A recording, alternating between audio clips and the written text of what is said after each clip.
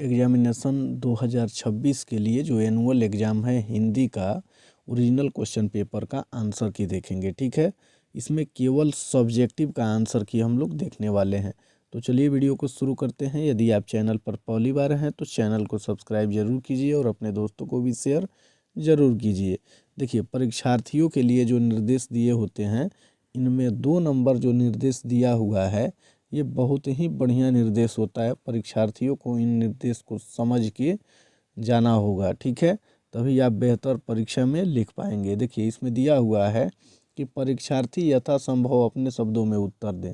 ठीक है, यानी कहने का मतलब होता है कि जो भी क्वेश्चन पूछे जाते हैं उनको अपने हिसाब से लिख सकते हैं उन सभी उत्तर को। ये ज़रूरी नहीं है कि जो हम भी पढ़ा रहे हैं लाइन बाय लाइन उसको आप लिखें।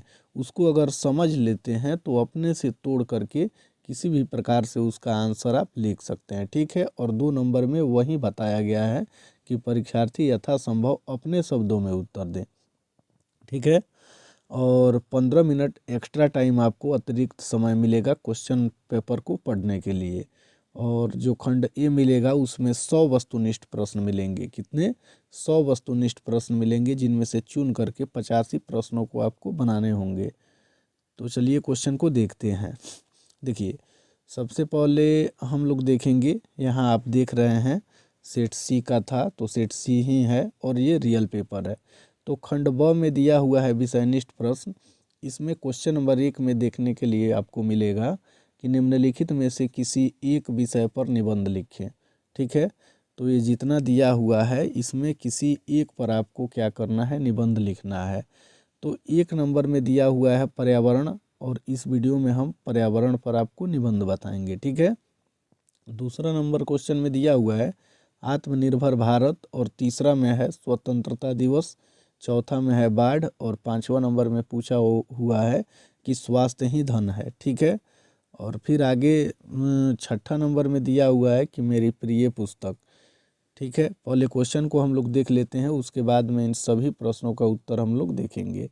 देखिए, दूसरा नंबर क्वेश्चन में आपको पूछेगा कि निम्नलिखित में से किन्हीं 2 अवतरणों की प्रसंग व्याख्या करें, और इसमें 4 दिया रहेगा। ठीक है, तो इसमें से मात्र 2 ही का आंसर आपको देना है। एक के लिए 4 अंक मिलेगा, और कम से कम उसको 1 पेज में आपको लिखना ही होगा, तभी जाकर के 4 अंक आपको मिलेंगे। तो पहला नंबर में दिया हुआ है कि कविता जो कुछ कह रही है उसे सिर्फ वही समझ सकता है जो इसके एक एक मानवता की आवाज़ सुन सकता है। ठीक है, और दूसरा नंबर में पूछा हुआ है कि वह घर देख कर ही क्या करना है, कुंती मानक आए तो कुछ हो भी, तुझे आजकल लोगों के हाथ कितने बढ़े हुए हैं। ठीक है, आजकल लोगों के हाथ कितने बढ़े हुए हैं।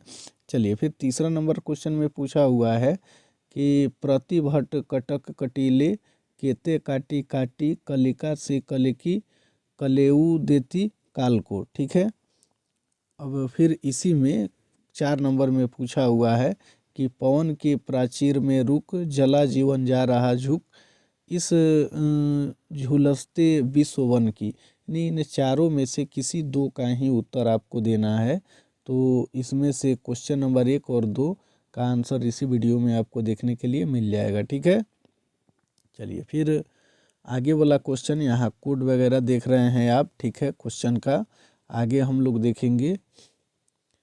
देखिए, तीसरा नंबर क्वेश्चन में दिया हुआ है कि अपने प्रधानाध्यापक के पास आवेदन पत्र लिखें जिसमें विद्यालय परित्याग प्रमाण पत्र देने का अनुरोध किया गया है हो। ठीक है, तो इसको भी एक ही पेज पर लिखना है, 5 अंक मिलेगा।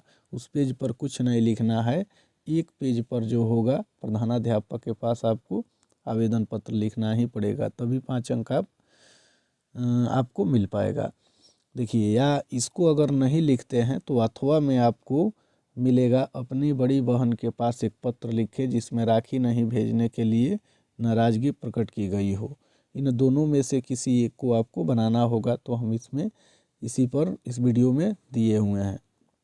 प्रधानाध्यापक के पास निश्चित रूप से पूछता है, तो उसी को हम बताए हैं। चलिए, चौथा नंबर क्वेश्चन में दिया हुआ है कि निम्नलिखित में से किन्हीं 5 प्रश्नों के उत्तर दें। तो एक क्वेश्चन 2 अंक का है और 5 क्वेश्चन बनाने पर आपको 10 अंक मिलेंगे।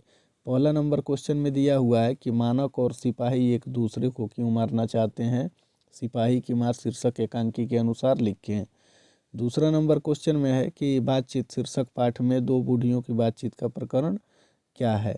तीसरा नंबर क्वेश्चन में है कि भ्रष्टाचार की जड़ क्या है, क्या आप जयप्रकाश नारायण के इस विचार से सहमत हैं। और फिर चौथा नंबर क्वेश्चन में पूछा हुआ है कि जिसे भी पुरुष अपना कर्म क्षेत्र मानता है वह नारी का भी कर्म क्षेत्र है, कैसे। चलिए फिर आगे वाला क्वेश्चन हम लोग देखेंगे। पांचवा नंबर क्वेश्चन में है कि मालती के घर का वातावरण आपको कैसा लगा, रोज शीर्षक कहानी के अनुसार बताइए। छठा नंबर क्वेश्चन में है कि नाभा दास ने छप्पय में कबीर की किन विशेषताओं का उल्लेख किया है। और सातवां नंबर क्वेश्चन में दिया हुआ है कि भूषण ने शिवाजी की तुलना किन किन से की है। आठवां नंबर क्वेश्चन में हृदय की बात का क्या कार्य है। और नौवां नंबर क्वेश्चन में दिया हुआ है कि नील जल में किसकी गौरदें हिल रही है, उषा शीर्षक कविता के आधार पर बताइए। और 10वां नंबर क्वेश्चन में है समूची दुनिया में जन जन का युद्ध क्यों चल रहा है। तो इन 10 प्रश्नों में से केवल 5 ही प्रश्नों का उत्तर देना है। इसी वीडियो में आपको 5 प्रश्नों का उत्तर मिल जाएगा। चलिए फिर 5वां नंबर क्वेश्चन में दिया हुआ है कि निम्नलिखित में से किन्हीं 3 के उत्तर दें। तो और ये दीर्घोत्तरीय क्वेश्चन है, ये क्वेश्चन 5 अंक के लिए है, तो 3 क्वेश्चन का आंसर देने पर 15 अंक मिल जाएंगे। पहला नंबर क्वेश्चन में है कि बचपन से ही आपका ऐसे वातावरण में रहना अत्यंत आवश्यक है जो स्वतंत्रतापूर्ण हो, ठीक है, क्यों, शिक्षा पाठ के अनुसार बताइए इसको। दूसरा नंबर क्वेश्चन में पूछा हुआ है कि डायरी के इन अंशों में मलेज की गहरी संवेदना घुली हुई है, हंसते हुए मेरा अकेलापन शीर्षक पाठ के आधार पर प्रमाणित करें। और तीसरा नंबर क्वेश्चन में पूछा हुआ है कि गांधी जी के चंपारण आंदोलन की इन 2 सीखों का उल्लेख लेखक ने किया है, इन सीखों को आज आप कितना उपयोगी मानते हैं, लिखें। फिर चौथा नंबर क्वेश्चन में पूछा हुआ है कि प्यारे नन्हे बेटे को शीर्षक कविता में कवि लोहे की पहचान किस रूप में कराते हैं, यही पहचान उसकी पत्नी रूप में कराती है। 5वां नंबर क्वेश्चन में है कि पुत्र वियोग शीर्षक कविता में पुत्र को छौना कहने में क्या भाव छुपा हुआ है, उसे उद्घाटित करें, ठीक है। और 6ठा नंबर क्वेश्चन में है कि भूषण रीतकाल के किस धारा के कवि हैं, वो अन्य रीतकालीन कवियों से विशिष्ट कैसे हैं, इसको भी आपको लिख देना है, ठीक है। तो इसमें से चुन करके 6 दिया हुआ है, 3 ही को बनाना है। 6ठा नंबर क्वेश्चन में दिया हुआ है निम्नलिखित अवतरणों में से किसी एक का संक्षेपण कीजिए। तो 1 नंबर में दिया हुआ है कि पृथ्वी माता है, मैं उसका पुत्र हूँ, यही स्वराज्य की भावना है। जब प्रत्येक व्यक्ति जिस पृथ्वी पर उसका जन्म हुआ है उसे अपनी मातृभूमि समझने लगता है तो उसका मन मातृभूमि से जुड़ जाता है। मातृभूमि उसके लिए देवता के समान है। जीवन में चाहे जैसा अनुभव हो वह मातृभूमि से द्रोह की बात नहीं सोचता। मातृभूमि के प्रति जब वह यह भाव दृढ़ हो जाता है तब वहीं से सच्ची राष्ट्रीय एकता जन्म होता है। उस स्थिति में मातृभूमि पर बसने वाले नागरिक गण एक दूसरे को से सौदा करने या शर्त तय करने की बात नहीं सोचते, बल्कि मातृभूमि के प्रति अपने कर्तव्य की बात सोचते हैं, ठीक है। इसका क्या करना है, संक्षेपण करना है। चलिए फिर इसमें अब हम लोग देखेंगे संक्षेपण में जो दूसरा नंबर है, दूसरा नंबर में भी ये संक्षेपण दिया हुआ है, ठीक है।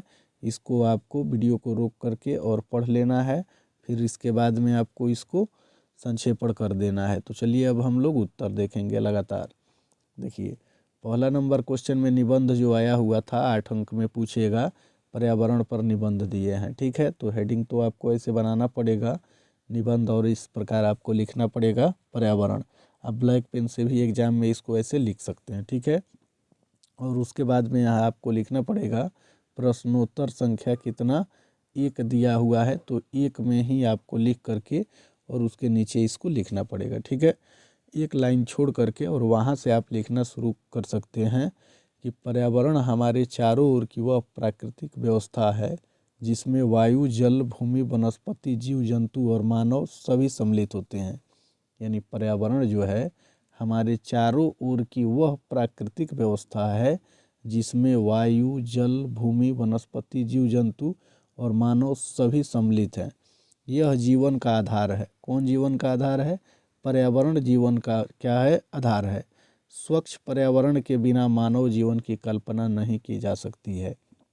और स्वच्छ पर्यावरण के बिना मानव जीवन की कल्पना नहीं की जा सकती है। पर्यावरण हमें शुद्ध हवा, स्वच्छ पानी, भोजन और आश्रय प्रदान करता है। पर्यावरण जो होता है हमें शुद्ध हवा, स्वच्छ पानी और संतुलित भोजन की आश्रय क्या करता है, प्रदान करता है। चलिए फिर आगे इसमें हम लोग लिखेंगे कि आज औद्योगिकरण, शहरीकरण, वनों की कटाई, ठीक है, प्रदूषण और अनियंत्रित उपभोग के कारण पर्यावरण गंभीर संकट में है। आज जो है अत्यधिक औद्योगिकरण हो रहे हैं, उद्योग की संख्या बढ़ रही है, शहरों का भी विकास तेज़ी से हो रहा है, शहरीकरण अधिक हो रहा है, वन की कटाई उसी प्रकार से अंधाधुंध चल रही है। और प्रदूषण के बारे में देखा जाए तो दिन प्रतिदिन ये भी बढ़ते ही जा रही है और इस पर किसी प्रकार का कोई नियंत्रण नहीं भी है, ठीक है। और उपभोग जो है, अनियंत्रित उपभोग के कारण पर्यावरण गंभीर रूप से संकट में है। वायु, जल और मृदा प्रदूषण से अनेक बीमारियां फैल रही है। वायु भी प्रदूषित है, जल भी प्रदूषित है, मृदा भी प्रदूषित है और इन सब के कारण जो बीमारियां हैं तेज़ी से फैल रही है। जलवायु परिवर्तन के कारण बाढ़, सूखा और तापमान में वृद्धि जैसी समस्याएं बढ़ रही है जो मानव जीवन के लिए खतरा बन चुकी है, ठीक है। चलिए इसमें और हम लोग थोड़ा लिखेंगे क्योंकि कम से कम आपको 2 पेज में लिखने ही होंगे, तभी जा कर के 8 अंक आपको मिलेंगे। पर्यावरण संरक्षण के लिए हमें सामूहिक प्रयास करने होंगे और पर्यावरण को सुरक्षित रखने के लिए हमें सभी लोगों को मिल कर के प्रयास करने होंगे। अधिक से अधिक वृक्षों को लगाने होंगे। प्लास्टिक का सीमित उपयोग, जल को भी बचाने होंगे और प्लास्टिक का कम से कम उपयोग करना होगा। स्वच्छ ऊर्जा का प्रयोग करना होगा और कचरे का उचित प्रबंधन भी आवश्यक होगा, तभी जाके हम पर्यावरण को संरक्षित कर सकते हैं, ठीक है। सरकार के साथ साथ प्रत्येक नागरिक की जिम्मेदारी है कि वह पर्यावरण के प्रति जागरूक बने। चलिए फिर आगे अब हम लोग देखेंगे क्वेश्चन नंबर 2 में दिया हुआ है कि निम्नलिखित में से किन्हीं 2 अवतरणों की प्रसंग व्याख्या करें। तो इसका उत्तर हम लोग देखेंगे, पहला नंबर में है, ये भी 4 अंक में पूछता है। क्वेश्चन दिया हुआ था, ये दिया हुआ था क्वेश्चन, कविता में जो कुछ कर रही है उसे सिर्फ वही समझ सकता है जो इसके बीच मानवता की आवाज़ सुन सकता है। तो इसका व्याख्या यहाँ हम लोग लिखेंगे, लिख देंगे प्रसंग व्याख्या। यह पंक्ति कविता के वास्तविक उद्देश्य को स्पष्ट करती है। जो ये पंक्ति दी हुई है इसको लिख सकते हैं कि ये जो पंक्ति है ये कविता के वास्तविक उद्देश्य को स्पष्ट करती है। लेखक कहना चाहता है कि कविता केवल शब्दों का खेल नहीं है। लेखक कहना चाहता है कि जो कविता दी हुई है वो केवल शब्दों का खेल नहीं है, बल्कि उसमें मानवता, मानव संवेदनाएं, पीड़ा, प्रेम और करुणा छिपी होती है, ठीक है। कविता को वही व्यक्ति सही रूप से समझ सकता है जिसके भीतर मानवता, सहानुभूति और संवेदना, ठीक है, हो। बिना मानवीय भावना के कविता का वास्तविक अर्थ नहीं समझा जा सकता है। चलिए फिर आगे वाला देखेंगे क्वेश्चन दूसरा जो दिया हुआ है क्वेश्चन व्याख्या करने के लिए। तो इसमें दिया हुआ है कि प्रति भट्ट कटक कटीले केते काटी काटी कलिका सी कलिकी कलेऊ देती काल को, ठीक है। तो इसका उत्तर हम लोग देखेंगे, इसमें लिखेंगे प्रसंग व्याख्या, लिखेंगे यह पंक्ति वीर रस से परिपूर्ण है। जो ये पंक्ति है कहाँ से परिपूर्ण है, वीर रस से परिपूर्ण है। इसमें देवी काली के युद्ध रूप का वर्णन किया गया है और इसमें जो देवी काली है इसके युद्ध का वर्णन किया गया है, युद्ध रूप का वर्णन किया गया है। कवि कहता है कि देवी काली शत्रुओं के विशाल और भयानक सैनिक दलों को काट काट कर नष्ट कर रही है, ये नष्ट कर रही है, ठीक है, और मृत्यु तक को भयभीत कर रही है। इस अवतरण में शक्ति, साहस और पराक्रम का प्रभावशाली चित्रण हुआ है, ठीक है। चलिए फिर आगे वाला क्वेश्चन अब हम लोग देखेंगे। जो पत्र लिखना था प्रधानाध्यापक के पास उसका उत्तर लिखेंगे इसको एक ही पेज पर आपको लिखना होगा। तो लिखेंगे सबसे पहले कि सेवा में, उसके बाद में उसके नीचे वाला लाइन में लिखेंगे प्रधानाचार्य महोदय, फिर उसके नीचे वाला लाइन में लिखेंगे राजकीय उच्च विद्यालय, और यहाँ विद्यालय का आप नाम लिख सकते हैं, कहीं कुछ भी नाम लिख सकते हैं, जिस विद्यालय में अध्ययन करते हैं उस विद्यालय का नाम हिंदी में यहाँ लिख सकते हैं, ठीक है। उसके बाद एक लाइन ये छोड़ देंगे, उसके नीचे वाला लाइन में लिखेंगे विषय, और जो पूछा रहेगा प्रधानाध्यापक के पास, जैसे इस क्वेश्चन में पूछा हुआ है कि विद्यालय परित्याग प्रमाण पत्र प्रदान करने हेतु आवेदन, तो इसको लिख देंगे। फिर एक लाइन आपको छोड़ना ही होगा, इसके नीचे वाला, फिर उसके बाद में लिखेंगे यहाँ महाशय, और लिखेंगे सविनय निवेदन यह है कि मैं आपके विद्यालय का छात्र हूँ, वर्तमान में मैंने इस विद्यालय में अपना अध्ययन पूर्ण कर लिया है, अथवा पारिवारिक कारणों से मुझे अन्य विद्यालय में प्रवेश लेना है, इसके लिए विद्यालय परित्याग प्रमाण पत्र, यानी उसे अंग्रेजी में ट्रांसफ़र सर्टिफिकेट कहा जाता है, की आवश्यकता है, ठीक है। और फिर एक लाइन छोड़ देंगे और लिखेंगे कि अतः आपसे नम्र निवेदन या अनुरोध है कि कृपया मुझे विद्यालय परित्याग प्रमाण पत्र प्रदान करने की कृपा करें, जिससे आगे की पढ़ाई में कोई बाधा न आए, इसके लिए मैं सदा आपका आभारी रहूँगा, धन्यवाद, ठीक है। चलिए फिर आगे यहाँ आप लिख दीजिएगा भवदीय आपका आज्ञाकारी छात्र, अपना नाम, इसमें कक्षा जो है 12th लिख दीजिएगा, 12वीं लिखिएगा, ठीक है, क्योंकि हिंदी में लिखना है, और अपना जो क्रमांक होगा यहाँ कुछ भी लिख सकते हैं। चलिए फिर अब लघु उत्तरीय क्वेश्चन में हम लोग देखेंगे मानक और सिपाही एक दूसरे को क्यों मारना चाहते हैं, तो इसका उत्तर हम लोग लिखेंगे। देखिए कि सिपाही की माँ एकांकी में मानक और सिपाही युद्ध की स्थिति में है, दोनों अलग अलग सेनाओं के सैनिक हैं और अपने अपने कर्तव्य का पालन कर रहे हैं, ठीक है। युद्ध के नियमों के कारण वे एक दूसरे को मारना चाहते हैं, जबकि व्यक्तिगत रूप से उनमें कोई वैर नहीं है। पाठ में दो बूढ़ियों की बातचीत का प्रकरण क्या है, तो इसका उत्तर लिखेंगे कि इस प्रकरण में दो वृद्ध महिलाएं आपस में बात करती हैं, उनके संवादों के माध्यम से समाज की वास्तविक स्थिति, परंपराएं, दुख दर्द और मानवीय संवेदनाएं सरल भाषा में प्रकट होती है, ठीक है। बस आपको इतना लिख देना है कि जो दो वृद्ध महिलाएं हैं आपस में बातचीत करती हैं, उनके बातचीतों के माध्यम से समाज की जो वास्तविक स्थिति है, जो परंपराएं हैं, दुख दर्द हैं और मानवीय संवेदनाएं हैं, सरल भाषा में प्रकट होती हैं, ठीक है। चलिए फिर आगे वाला क्वेश्चन देखेंगे। क्वेश्चन नंबर 3 में दिया हुआ है कि भ्रष्टाचार की जड़ क्या है, क्या आप जयप्रकाश नारायण के विचार से सहमत हैं, तो इसका उत्तर लिखेंगे कि भ्रष्टाचार की जड़ नैतिक मूल्यों का पतन और स्वार्थ है। भ्रष्टाचार की जड़ क्या है, तो नैतिक मूल्यों का पतन और स्वार्थ है, ठीक है।